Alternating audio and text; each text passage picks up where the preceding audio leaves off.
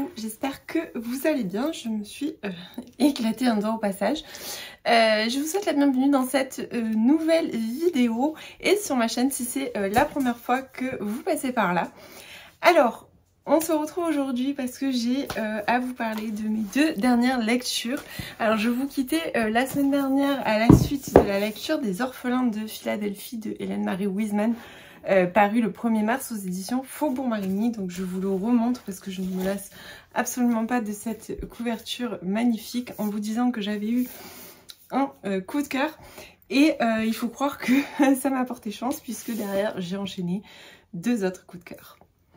Alors, je vous ai déjà parlé de ces livres puisque c'est des livres qui sont tout récemment sortis. Ils sont tous les deux sortis la semaine prochaine, donc la semaine dernière. Donc, il y en a un qui est sorti le 5 mars et l'autre le 6. Alors, on va commencer tout de suite par La dernière allumette de Marie Vareille. Alors, il faut savoir que Marie Vareille fait vraiment partie de mes auteurs phares, des auteurs dont j'achète le livre sans même savoir de quoi ça parle.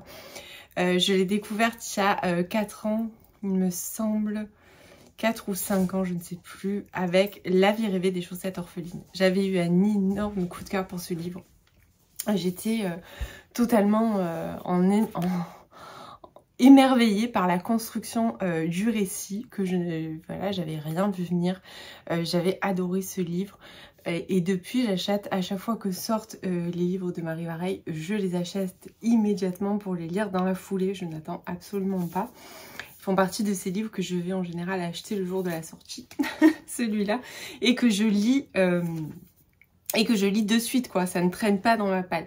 Donc, de Marie Vareille, c'est mon 1, 2, 3, 4, c'est le 5e roman que je lis. Donc, il n'y a que ces deux premiers romans que je n'ai pas lus. Donc, des romans qui sont antérieurs à La vie rêvée des chaussettes orphelines. Sinon, j'ai lu toutes les dernières parutions. Donc celui-ci, bien évidemment, je l'ai acheté le jour de la sortie. Je me suis précipitée très vite puisque il est sorti mardi. Je l'ai reçu mercredi et je l'ai attaqué jeudi soir. J'avais qu'une hâte, c'était me plonger dedans. Et c'est un énorme coup de cœur, mais en plus c'est un coup de cœur. Alors c'est très particulier, ce livre est vraiment très particulier, je ne savais absolument pas où j'allais. Les seuls retours que j'avais lus sont des retours de certaines lectrices Charleston où je suis abonnée. Et je vous avoue que je voulais en savoir le moins possible. Et je ne savais absolument pas de quelle thématique ce livre traitait. Et d'ailleurs je ne vous dévoilerai pas la thématique dans mon retour. Parce que j'ai trouvé que c'était génial de la découvrir. Donc il faut savoir que cette thématique est abordée de manière très intelligente, de manière dont on ne l'a jamais vue. Enfin moi personnellement je l'avais jamais vue abordée comme ça dans un roman. Et j'ai trouvé ça absolument... voilà, c'est vraiment, ça montre toute l'étendue de son talent. C'est vraiment, pour moi c'est vraiment une auteure talentueuse. Elle a un talent extraordinaire pour transmettre les émotions, pour raconter des histoires. Elle vous embarque, vous savez pas où vous allez, vous vous dites, voilà, tout le long je me disais c'est quand même très facile, je trouvais ça vraiment très très simple, et puis finalement non, non, parce que je savais que ça serait pas simple, je savais que forcément à un moment donné, comme avec Désenchantée qui a été un énorme coup de cœur il y a 2 ans, elle allait nous faire basculer, et que de là ça allait prendre une tournure totalement différente. Et voilà, je sais que Marie Vareille ne va pas à la facilité, qu'elle a toujours tendance à nous surprendre. Et là, pour le coup, elle m'a vraiment surprise. Je n'ai rien vu venir. J'ai fondu en larmes. Elle m'a brisé le cœur. Vraiment, je ne m'attendais pas à ça. On va suivre Abigail. Abigail vit recluse dans un couvent. Et Abigail va nous raconter une histoire, va nous raconter son histoire, celle de sa famille, celle de son frère, Gabriel. Ce grand frère... attentionné avec elle, ce grand frère protecteur, ce grand frère qui a toujours été là pour elle, ce grand frère qui a tout fait pour la protéger de multiples choses. Et mais voilà, Gabrielle, donc elle nous en parle, et puis elle nous parle de cette rencontre qu'il fait avec une certaine Zoé, une Zoé qui est totalement solaire contrairement à lui. Donc il faut savoir que Gabriel est un... Alors c'est un artiste en fait, Il écrit, il dessine, enfin il fait toutes sortes de choses, mais c'est un artiste torturé, c'est quelqu'un chez qui on ressent rapidement beaucoup de noirceur. Et il va rencontrer Zoé, cette pétillante institutrice qui va un petit peu changer le cours de sa vie finalement à Gabriel. Mais Abigail a peur parce qu'elle connaît son frère, elle sait tout ce qu'il a au fond de lui puisqu'ils ont à peu près les mêmes choses au fond d'eux. Et on va dérouler leur histoire au travers de ce que nous dit Abigail, au travers de carnets qu'elle a écrits quand elle était enfant. Puisqu'il faut savoir que Gabrielle a un QI supérieur à la normale. Donc elle a fait toutes sortes de choses quand elle était enfant qui l'ont conduit à écrire ses carnets sous le conseil de son psy. Et on va découvrir ça. Et parallèlement, on découvre aussi des séances de psy d'une femme qui va chez le psy parce que elle subit des choses qui ne sont pas très bien. Et on va suivre tout le déroulé de cette histoire. Et puis à un moment donné, bien évidemment, il va y avoir une bascule qui va nous faire comprendre qu'on était à côté de la plaque. Et surtout, qui va nous dérouler cette histoire vraiment de manière différente. Et où là, on va se prendre la claque du siècle, quoi. Où moi, je vous jure, je me suis mise à pleurer. Vraiment, j'ai lu cette phrase et je me suis dit non, mais c'est pas possible. Voilà, c'est trop dur en fait, voilà. Mais c'est un roman qui est nécessaire. Marie Varey nous a livré un roman magnifique, bouleversant, un roman coup de poing, un roman nécessaire. Alors avec tout ce que je vous ai dit, vous avez peut-être découvert quelle était la thématique abordée. C'est pas grave. Mais je ne la dirai pas quand même. Mais voilà, vraiment, je vous jure, ce roman doit être mis entre toutes les mains. Ce roman doit être lu parce qu'il nous apporte une vision différente. Il nous apporte une vision qu'on ne prend pas forcément en considération, je pense. Et qui, malheureusement, doit être prise en considération.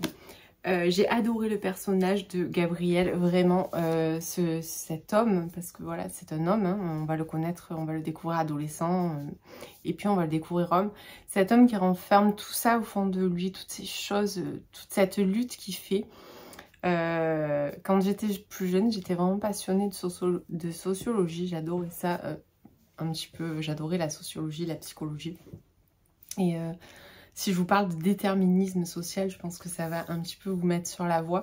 Mais voilà, Gabriel doit faire face à ce déterminisme social. Gabriel doit faire face à ce phénomène de reproduction que malheureusement, qui fait partie des statistiques. Voilà, et je vous en dirai pas plus, je vous dirai juste, lisez ce livre, mettez-le entre toutes les mains, il se lit très très vite, vous verrez, vous pourrez pas le lâcher, de toute façon, moi je l'ai commencé, et puis après, une fois que j'étais dedans, bah, c'était pour moi totalement, mais totalement impossible de lâcher ce livre. Je me suis tellement attachée aux personnages, je me suis tellement imprégnée de leur histoire, voilà, et la plume de Marie Varey, elle est magnifique, vraiment, je pense que là, elle s'est encore... dépassée, je ne sais pas quoi dire puisqu'à chaque fois que je lis un roman de Marie Varey, je dis oh, ce roman était génial, c'est un coup de cœur et elle pourra pas faire mieux, mais si à chaque fois elle me surprend et à chaque fois elle fait mieux. Donc voilà, dans l'ordre, bien évidemment je mettrai celui-là, puis Désenchanté, puis la vie rêvée des chaussettes orphelines et ainsi j'ai les bulles de savon. Voilà, moi dans mon ordre de comment ils m'ont touché en fait. Mais vraiment celui-là, allez-y, foncez. La dernière allumette, il est disponible en librairie. Et lisez-le, prêtez-le, offrez-le. Il faut que ce roman soit lu. Voilà, j'ai réussi en plus à garder contenance parce que je me suis dit je vais fondre en larmes en repensant à l'histoire d'Abigail, en repensant à Gabriel, en repensant à tous ces personnages qui m'ont tellement émue, en repensant à tous ces personnages, à tous ces gens qui se battent en fait quotidiennement pour ces choses-là. Ensuite, j'ai lu La double vie de Dina Miller de Zoé Brisby qui est paru aux éditions Albin Michel le 6 mars. Donc pareil, je suis allée l'acheter directement parce que voilà, je le voyais passer. Donc l'année dernière, je sais pas si vous vous rappelez, mais oui, j'avais déjà ma chaîne, je vous avais parlé des Mauvaises épouses, donc c'est qui marque un petit peu le tournant dans la vie d'autrice de Zoé Brisby, puisque jusqu'à là, elle écrivait des romans un petit peu plus feel good, on va dire, des choses un petit peu différente. Et là, elle a pris un autre tournant. Moi, je vous avoue, je n'ai jamais lu ses autres romans. J'ai été tentée l'année dernière par Les Mauvaises Épouses parce que ce livre faisait un petit peu la hype. Et je me suis dit, bah, c'est l'occasion. Et puis là, cette année, bien évidemment, j'ai couru sur celui-ci, donc qui est La Double Vie de Dina Miller. Donc, il se passe approximativement à la même période puisqu'on est dans les années 60. On est aussi pendant la guerre froide. Donc, dans Les Mauvaises Épouses, on parlait un petit peu des essais atomiques. Et là, on est plutôt sur les fusées spatiales. Mais surtout, ce qui est important là-dedans, un petit peu, c'est le sujet de fond qui est la dénazification qui a été faite un petit peu aux États-Unis, puisque beaucoup de nazis ont réussi à s'échapper et à partir aux États-Unis. Donc là, il est question de tous ces scientifiques en fait qui mènent ces projets à la NASA et qui pour beaucoup sont des anciens nazis qui ont fait des choses atroces dans les camps de concentration. J'ai adoré Dina, mais vraiment je l'ai adorée. C'est un personnage, en plus elle va nous dévoiler son histoire, Dina, puisqu'il y a des chapitres où on remonte en arrière et où elle va nous livrer son histoire forcément. J'ai adoré ce personnage. Donc Dina en fait c'est un petit peu, elle travaille en fait pour comment ça s'appelle, le Mossad, je crois que c'est ça, que je vous dise pas de bêtises. Bon, enfin bref, elle travaille, oui c'est ça, elle fait justice en fait, hein, elle travaille pour, en fait le but c'est d'éliminer en fait tous les nazis qui ont réussi à se refaire une peau neuve et à se faire une belle vie alors qu'ils ont commis des actes atroces et qu'ils ont échappé aux mailles des filets de la justice. Et Dina donc va atterrir dans cet endroit donc qui est en Alabama, donc proche de la NASA. Elle va atterrir là et elle va s'infiltrer un petit peu. Alors c'est un petit peu la même ambiance que Les Mauvaises Épouses, sachant qu'on a l'impression d'être dans Desperate, parce que voilà, il y a vraiment ce côté très avec les bomb wives. Alors les bomb wives, c'est toutes les femmes en fait de scientifiques à celles qui organisent le plus gros barbecue, à celles qui s'habillent le mieux, enfin bon bref, voilà, on est vraiment dans ce truc là, donc ça j'adore. Et puis surtout on va suivre Dina, on va connaître son histoire. J'ai relevé une citation, je crois que je voulais vous lire, j'en avais relevé une dans Marie Vareille aussi mais je l'ai pas retrouvée. Alors c'était quoi, voilà, elle ne se fait pas d'illusions, elle sait que son mari a des aventures. Comme toutes les bonnes épouses, elle comprend qu'un homme a des besoins. Parfois, lorsqu'il rentre tard le soir, elle sent un parfum sucré sur sa veste ou découvre une trace de rouge à lèvres un peu trop vif sur le col de sa chemise. Mais elle se tait et place le tout dans sa nouvelle machine à laver Hoover. Les traces de culpabilité sont diluées avec un peu de lessive. Voilà. Donc ça vous donne un petit peu, j'ai relevé cette citation parce que je trouve qu'elle est vraiment un très bon exemple du cynisme de la plume de Zoé Brisby que j'adore. Ce livre se dévore, je l'ai lu samedi après-midi, je l'ai commencé rapidement samedi matin, j'ai lu une 50aine de pages et dans l'après-midi je l'ai voilà, je l'ai lu d'une traite, ça se lit d'une traite, c'est des romans qui sont très courts. Je crois qu'il fait 260 pages, donc c'est vraiment très court, ça se lit super vite et l'intrigue elle est géniale et l'histoire de Dina elle est géniale. J'ai adoré ce personnage, vraiment, je me suis attachée à elle, à son histoire, à tous les personnages aussi, à Chérie qu'on rencontre, cette jeune femme finalement qui se retrouve mariée avec un ancien nazi et qui l'ignore complètement puisque elle ne sait pas en fait. Et voilà, ce livre dénonce beaucoup de choses, un petit peu comme elle l'a fait dans Les Mauvaises Épouses, où elle dénonçait un petit peu tous les essais atomiques qui étaient faits en disant, en montrant un petit peu, en touchant un petit peu du doigt le côté, comment on dit, un peu hypocrite de la chose. Et là c'est un peu pareil, c'est-à-dire que tous ces gens qui travaillent travaillent à la NASA au final sont des anciens nazis qui ont fait des expériences sur les juifs dans les camps de concentration ou sur toutes les personnes qui étaient dans les camps de concentration. Donc voilà, j'ai beaucoup aimé, j'avais jamais lu de roman sur la dénazification, enfin comme ça, j'ai dû peut-être en lire d'après-guerre, mais voilà. Et je l'ai trouvé vraiment très très bien construit. Les recherches qui ont été faites, on sent vraiment un gros travail de l'auteur. Alors certes le roman est court, mais il n'en est pas moins percutant. Pour moi c'est vraiment un roman percutant. Voilà, j'ai adoré, je vous le recommande. Donc cette semaine, on est sur des sorties récentes et franchement, bah, de coup de cœur. Voilà, c'est des romans que j'attendais, c'est des romans que j'avais l'intention d'acheter dès leur sortie et je regrette vraiment pas.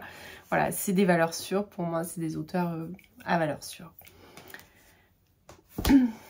Ensuite, hier, j'ai commencé Rebel Squad de Marion Laurent aux éditions Addictive. Donc là, on est sur une romance. On est sur une romance militaire. Donc il me reste à peu près 110 pages. Donc je l'ai quand même relativement bien avancé. Je pense que je le terminerai ce soir si tout va bien. Donc là, on est, comme je vous dis, sur une romance militaire. On va être sur une histoire interdite, une relation interdite, puisque on n'a pas le droit d'avoir de relation avec son chef.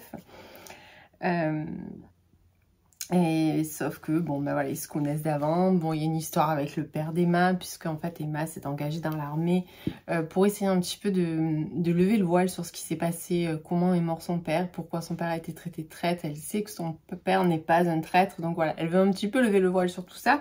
Pour l'instant, j'aime bien, c'est, voilà, c'est pas, comment dirais-je, c'est assez... Bon, je m'attendais à ce qu'il se passe un peu plus de choses pour l'instant. Bon, là, ça a l'air de s'accélérer. Après, c'est une histoire, pour l'instant, c'est une histoire mignonne, quoi, voilà. C'est pas du tout péjoratif, mais voilà, les relations ont l'air assez saines, enfin, il n'y a pas de truc, voilà. Je vous en ferai mon retour quand j'aurai terminé. Je pense le terminer ce soir, donc ça, je vous reprends demain ou après-demain pour... voilà, pour vous en parler. Ensuite, je ne sais pas ce que je vais lire, ça sera la surprise. Voilà, bah écoutez, sur ce, je vous laisse et je vous dis à plus tard. Et coucou, j'espère que vous allez bien. Je vous reprends, on est le mardi 12 mars. Alors, je vous reprends pour vous faire l'update de Rebel Squad de Marion Laurent qui paraît aux éditions Addictive le 14, donc jeudi en fait. Donc quand vous aurez ce vlog, il sera déjà disponible en librairie. Alors, on est sur une romance militaire, on est dans une relation interdite puisqu'en fait Emma va se retrouver, en fait, va retrouver, on va dire, Jake qui était, qu'elle considérait un petit peu comme un frère avant que sa vie ne bascule, c'est-à-dire que son père ne revienne jamais de mission et que sa maman décède d'un cancer. Et Jake faisait un petit peu partie de la famille, il était entre guillemets comme un frère pour elle. Et qu'elle n'ait pas sa surprise lorsqu'elle s'engage dans l'armée et que son instructeur est Jake. Voilà, donc il y a une certaine animosité entre eux de par le comportement qu'a eu Jake suite à la disparition de son père, puisqu'il a un petit peu déserté et il a laissé complètement tomber, alors que pour elle c'est quelqu'un qui compte énormément. Ils vont se retrouver là et il va se renouer en fait une certaine relation. Mais clairement, voilà, on n'a pas de relation avec son instructeur et encore moins quand en plus on considère celui-ci comme son frère. En gros, voilà, c'est un petit peu pour vous situer le schéma de cette romance. Il y a une jolie intrigue dans cette romance puisqu'en fait Emma s'engage dans l'armée pour lever le voile sur la disparition de son père. Parce que pour elle, son père n'était pas un traître, comme l'armée le dit. Son père n'a pas pu disparaître comme ça. Donc elle veut absolument, en fait, elle veut tout faire pour essayer de lever le voile sur ça. C'est pour ça qu'elle s'engage dans le même corps d'armée que son père. Et qu'elle va partir un petit peu à la pêche aux informations pour savoir ce qui s'est réellement passé dans cette mission au Yémen pour que son père ne revienne jamais. Clairement, c'est une très belle surprise. Alors, j'ai trouvé le début un petit peu long. C'est ce que je vous disais hier, je crois, quand je vous en ai parlé, j'avais lu la première moitié. J'avais lu la moitié du roman, et que j'ai terminé donc hier soir. Voilà, je trouvais que c'était un petit peu long. Alors, pas long dans le sens non, parce qu'il se passe des choses et que la relation se met en place rapidement. On n'est pas vraiment sur un slow burn. Enfin, à mon sens, moi, je trouve que ça va relativement vite et moi, j'aime bien. Vous savez que le slow burn, je suis pas forcément toujours très fan. Mais c'était l'intrigue, je trouvais que ça a piétiné un petit peu, que voilà, on savait qu'elle était là pour ça, mais et puis d'un coup tout s'est accéléré. On s'est retrouvé pris dans une tornade d'action, dans une lecture ultra addictive. Je vous avoue, les 200 dernières pages, je les ai lues d'un trait, je ne pouvais pas m'arrêter, je voulais absolument savoir ce qu'il allait se passer pour Emma, pour tout le monde, voilà. Donc je vais pas vous dire, évidemment, je vais pas vous dévoiler l'intrigue sinon ça n'aurait aucun sens. Tout ce que je peux vous dire, c'est que moi, j'ai vraiment passé un très bon moment, que je vous le recommande.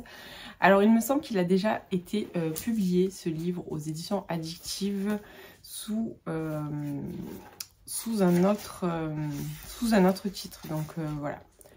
Je préfère vous le dire, puisque je me suis aperçue de ça en le recherchant sur Babelio dans les auteurs, parce que je sais pas, je vous l'ai déjà dit sûrement, mais voilà, j'ai un compte Babelio sur lequel je recense toutes mes lectures, notamment ma palle, pour essayer d'un petit peu m'y retrouver, même si là, clairement, ça fait trop longtemps que je ne l'ai pas mise à jour. Mais voilà, ça me permet quand même de me retrouver un petit peu, et il me semble qu'il est déjà paru sous un autre titre. Alors je ne sais pas s'il a été retravaillé, certainement. En tout cas, la couverture a été retravaillée, et moi je suis vraiment très fan de cette couverture, et ce petit toi et moi pour toujours et à jamais a une telle signification une fois qu'on a lu le livre, j'adore. Clairement, voilà, c'est une très belle surprise, je connaissais pas la plume de l'auteur, je n'avais jamais lu de romance militaire et j'ai passé un très bon moment. Même si, voilà, on est dans une relation saine, à part qu'elle est interdite, mais sinon c'est relativement sain, les personnages sont assez sains, voilà, mais j'ai passé un bon moment quand même, donc comme quoi, voilà, ça va mieux, ma santé mentale s'améliore. Non, voilà, si vous avez envie d'une romance dans ce genre-là, allez-y. Franchement, je vous la recommande. La plume est très sympa et ça m'a donné envie de découvrir d'autres livres de l'auteur, notamment un qui vient de sortir en poche chez... Enfin, qui sort en même temps en poche chez Addictive, qui est My Fake Boyfriend. Donc là, on va être évidemment sur un trope fake dating et ça, j'adore. C'est je pense que ça fait partie vraiment des schémas en romance que j'aime beaucoup, le fake dating, parce que souvent bah, c'est des ennemis, c'est combiné avec un ennemi to lover, soit avec des choses comme ça. Donc voilà, c'était pour vous faire mon retour sur cette lecture. Et hier soir, ça a été une soirée très prolifique, puisque j'ai également entamé Raison obscure d'Amélie Antoine. Ce n'était pas du tout prévu à mon planning. Donc c'est un livre que j'ai commandé suite au visionnage d'un vlog de Madame Chachali Angie, qu'il a lu, je crois, le mois dernier ou par là, enfin bon, bref, récemment. Et suite à son vlog, je me suis dit, bon, déjà, j'ai jamais lu l'auteur. Et la manière dont elle en parlait, ça me donnait clairement envie de le découvrir. Donc je l'ai commandé, je crois que je l'ai reçu il n'y a pas très longtemps. Là, j'ai dû le recevoir, je crois, en plus la semaine dernière, il me semble. Oui, c'est ça, puisque je crois que je l'avais commandé en même temps que la dernière allumette de Marie Vareille, donc je l'ai reçu en même temps. Et donc c'était pas prévu que je le lise maintenant parce qu'en vrai j'avais un planning déjà très bien rempli pour le mois de février, mais je ne sais pas, hier soir il m'a appelé, ce livre m'intrigue. Je pense savoir quelle est la thématique, mais pour l'instant j'en sais pas plus, je vous dirai pas, puisque au final personne n'en parle de cette thématique qui est abordée. Mais voilà, je voudrais voir où ça me mène, et déjà je vais vous lire la 4e couverture. D'un côté, les Mariani, de l'autre, les Kessler. Pour les deux familles, la même routine, l'ennui au quotidien, les voisins trop bruyants, la dépression qui rampe, l'adultère qui menace. Rien de bien grave, en fait. Mais pendant ce temps, on ne voit rien, on n'a rien vu, on n'entend rien, rien entendu. Il n'est pas de victime sans bourreau, ni de martyr sans silence. Donc, bon, je crois savoir où l'auteur va nous mener, je pense avoir compris. Il faut dire que je l'ai vraiment dévoré, puisque j'ai déjà lu quasiment la moitié, puisque j'ai lu 200 pages sur 415, je crois. Et j'ai attaqué la 2e partie, puisqu'en fait, je sais même, oui, c'est ça. La 2e partie. Alors, je ne sais pas s'il y a d'autres parties, ou s'il y a 2 parties, ou 3, ou 4. Je pense qu'il y en a 2. Donc, en fait, enfin, je pense. Je sais pas. Je sais pas du tout s'il y en a 2 ou s'il y en a plus. J'aimerais voir ça tout de suite, donc je vérifie. Mais je ne sais pas. Oui, je pense qu'il y a 2 parties. En fait, dans la première partie, on va avoir la vision de ces familles de la vue des parents, donc du père et de la mère. Donc d'un côté, il y a les Mariani. Alors, je vais les mélanger sûrement parce que... Je vais les mélanger. Déjà, l'épilogue est très... Enfin, l'épilogue ou le... Oui, l'épilogue est très... Non, c'est pas l'épilogue, pardon, c'est le prologue. Est très énigmatique. En fait, ça commence par un coup de une femme qui reçoit un coup de téléphone. Donc, qui est l'une des 2 mères d'une des 2 familles, mais on ne sait pas laquelle. Qui reçoit un coup de téléphone comme quoi elle est convoquée au commissariat. Et apparemment, il s'est passé quelque chose de grave. Mais on ne sait pas quoi, on n'en sait pas plus, on ne sait pas qui elle est. Et ensuite, on attaque la première partie du livre avec la famille Kessler. Donc Kessler, les Kessler sont mariés, ils ont 3 enfants. Et les Mariani également sont mariés et 3 enfants. Donc les Kessler en fait reviennent dans cette région, je ne sais plus quelle région on est, à Toulouse, voilà. À quitter Toulouse pour venir, non, pour venir s'installer dans la ville de son enfance. Donc je ne sais pas exactement où se déroule l'intrigue, j'avoue que ça m'a pas plus tilté que ça. Donc eux reviennent en fait dans cette région, puisque c'est sa région à elle d'origine, mais ils ne vivaient plus là. Et par contre, les Kessler, les Mariani, pardon, eux vivent dans cette région-là. Ils sont pareils, mariés, 3 enfants. Alors, dans la famille Kessler, donc il y a Laetitia, Yanis, je crois que c'est le papa, Marjorie, ils sont un paquet, hein. Marjorie, me semble, Orlane et Zo, je sais pas quoi, le fils. Bon, enfin, bref. Voilà. C'est un petit peu pour vous situer parce qu'en fait, ça a son importance. Alors, dans la famille Kessler, c'est un peu le bordel. C'est-à-dire que ils reviennent dans cette région, donc pour faire plaisir à sa femme, il a capitulé, enfin, il lui a dit on va retourner dans ta ville d'origine parce que je vois que tu es pas bien, je vois qu'il y a quelque chose qui pêche. Et elle, bien évidemment, quand elle va revenir dans sa... Je vous spoil pas grand-chose puisque c'est vraiment les premiers chapitres. Quand elle va revenir là, elle va tomber sur son premier amour. Voilà, je vous laisse déduire de la suite. Donc elle va tomber sur son premier amour et entre guillemets se dire que forcément l'herbe est plus verte ailleurs, mais ce n'est pas toujours le cas. Donc voilà, on est un peu sur ce créneau-là. Chez les Mariani, ça a l'air d'être une famille un petit peu unie, tout le monde est un petit peu à 100 à l'heure. La fille vient d'apprendre, enfin les parents viennent de découvrir que la fille aînée avait un diabète et... il faut... D'ailleurs, je sais même pas, je vous dis qu'ils ont 3 enfants, les Mariani, mais enfin bon, je m'embrouille. Il y a beaucoup de personnes, enfin, c'est tellement vaste en fait. Et je vous confirmerai ça, je vais reprendre ça de plus près. Donc, la fille est atteinte d'un diabète et elle le vit plutôt mal puisqu'elle a une pompe à insuline, enfin bon, tout ça.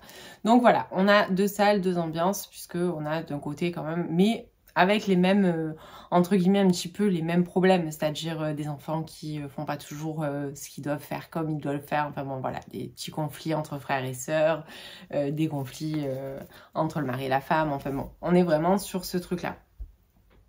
Et on a tout se déroulé dans la première partie, en fait, vision des parents. Et là, j'ai lu un seul chapitre de la deuxième partie qui nous donne la vision des enfants. Et je pense que c'est là que on va commencer à sentir un petit peu les failles, justement, ce qu'on ne voit pas, ce que les parents ne voient pas, ce que les adultes ne voient pas. Donc voilà, une chose est sûre, c'est que la plume est très, très addictive et j'aime beaucoup, beaucoup, beaucoup la plume. Mais vraiment, je trouve que il y a un truc vraiment particulier. Je connaissais pas du tout Amélie Antoine, c'est la première fois que je la lis et là, clairement, j'adore. J'avais très envie d'un thriller domestique et là, on est clairement sur un thriller domestique. Et ça me plaît. Voilà, je sens ce côté très addictif. J'ai lu la moitié en 2 heures hier soir après manger, quoi. Donc c'est assez... un peu plus de 2 heures, on va dire 2h30 j'ai dû lire hier soir. Mais voilà, ça prouve que vraiment je suis dedans. J'espère vraiment le finir ce soir. Je ne sais pas si j'y arriverai, mais voilà. Donc je vous en reparle. J'espère dans ce vlog. Oui, dans ce vlog, c'est sûr. Puisque voilà, d'ici jeudi, je l'aurai forcément terminé. Et si vous l'avez lu d'ailleurs, n'hésitez pas à me dire ce que vous en avez pensé, quel a été votre ressenti. Moi je sens vraiment, c'est très très addictif et j'attends de voir, même si j'ai ma petite idée sur la question, mais voilà, j'attends de voir où elle va nous mener. Ensuite j'aimerais lire Noblesse oblige aux éditions Slalom de Maïwen Alix. Coucou Mélanie, si tu passes par là.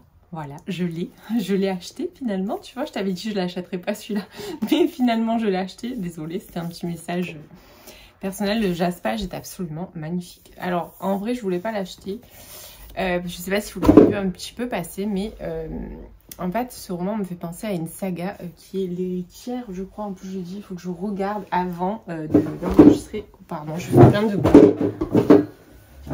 Oui, c'est ça, non, La Couronne, l'élu... L'héritière, je sais plus, pardon. La sélection, pardon. Voilà. Ça me fait penser à la saga de la sélection de Cass.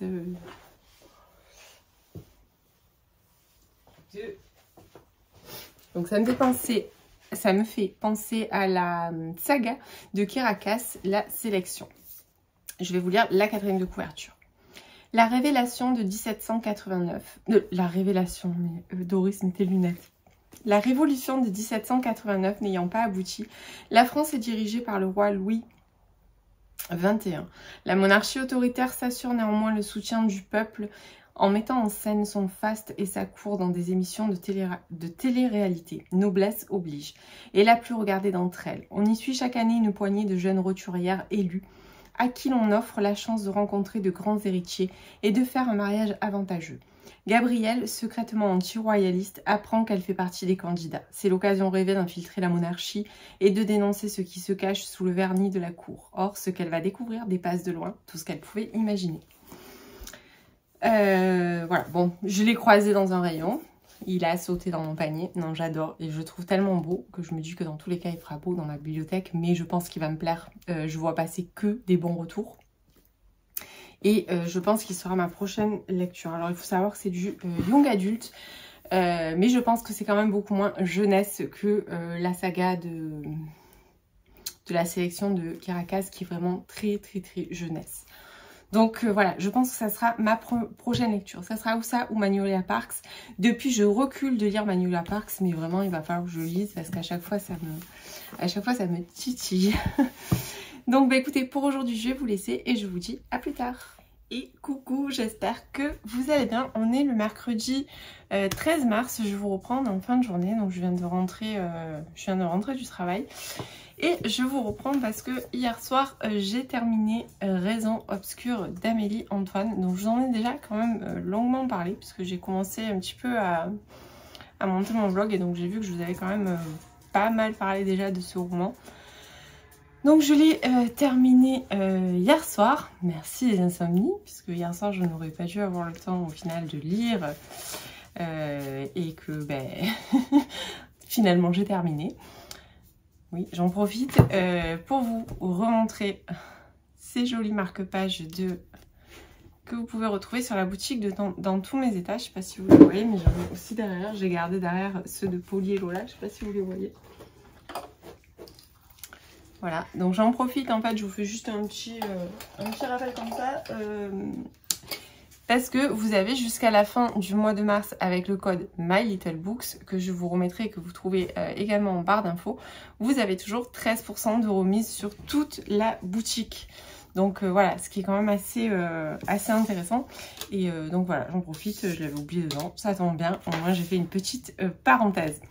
Donc la parenthèse terminée, je vais vous parler de ce roman. Ce roman, il est saisissant. Mais voilà, c'est le premier mot qui me vient à l'idée, c'est saisissant. Donc je vous repitche rapidement, mais je ne vais pas rentrer trop dans le détail non plus. Donc il y a deux familles, les Mariani et les Kessler. Donc les Mariani ont 2 enfants. Je corrige puisque je vous ai dit qu'ils en avaient 3, mais non, ils en ont 2. Et les Kessler ont 3 enfants. 2 filles et un garçon, et de l'autre côté, une fille et un garçon. Alors, on va, dans la première partie du livre, autopsier un petit peu ces familles. C'est un petit peu ce que j'ai eu la sensation, c'est-à-dire on rentre vraiment dans leur vie. On voit un petit peu tout ce qui déraille dans les familles, c'est-à-dire adultère, problèmes au travail, on va dire pas vraiment des mensonges, mais des omissions, les conflits entre les fratries, on va voir toutes ces choses-là. Dans la deuxième partie, on va passer de l'autre côté, c'est-à-dire qu'on va se mettre du côté des enfants. C'est les enfants qui vont nous relater la même période, mais pas de la même façon. La thématique abordée, j'avais deviné ce que c'était. Bon, après, je pense qu'en plus, on l'a vu assez passer, sachant que ce livre a été réédité sous le... Si je dis pas de bêtises, sous le titre Ne vois-tu rien venir. J'ai vu ça aujourd'hui, hein, je vous assure, je savais pas, j'avais jamais fait attention. J'ai vu ça aujourd'hui parce que, ayant terminé le livre d'Amélie Antoine, j'avais très envie de m'en reprendre un. Et je voulais voir sur lequel me positionner, puisque bon, j'aime beaucoup ce genre de thriller domestique, c'est très psychologique. On est vraiment dans un espèce de vase clos au final, c'est presque un huis clos. Et ça me plaît énormément. Et donc je me suis aperçue justement que ce roman avait été réédité avec une préface rajoutée par je ne sais plus exactement qui. Mais donc dessus la thématique est abordée. Donc voilà. Donc je vous la dis pas, mais voilà, sachez que sur celui-là, sur la couverture, c'est directement écrit. Alors, vraiment j'ai été... saisie mais vraiment de me dire, mais comment c'est possible? Voilà, comment est-ce que... c'est vrai que ça m'interpellait beaucoup, par exemple, quand on disait rien de bien grave, en fait, mais pendant ce temps, on ne voit rien, on n'a rien vu, on n'entend rien, rien entendu.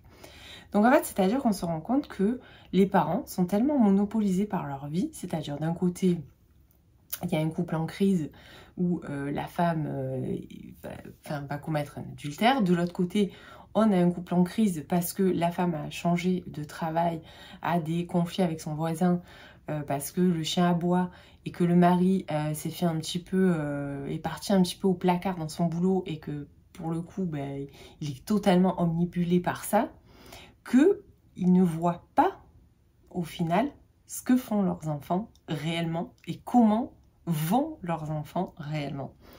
Et ça a été, pour moi, ça a été une grosse claque parce que je me suis dit, mais comment est-ce que c'est possible de ne pas s'apercevoir d'autant de choses qui déraillent en fait dans la vie de ces enfants qu'on côtoie tous les jours, avec qui on partage normalement, enfin voilà, dans une famille de base, on partage le repas du soir, on partage le petit déjeuner du matin, on se voit, on ne fait pas que se croiser, et voilà.